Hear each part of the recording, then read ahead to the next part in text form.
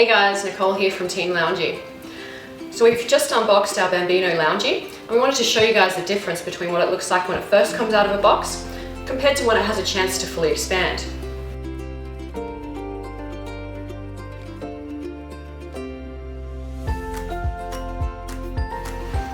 We ship our lounges to you guys compressed. This helps us ship them to you faster and more efficiently. When they first arrive, you'll notice that the foam is going to be very thin and compressed, and also the covers are going to be pretty creased. There's a couple of things that you guys can do to help expedite the process of the foam expanding.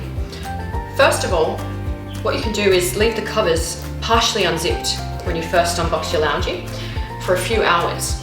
The more that your kids play on the lounge, the faster the foam will also expand.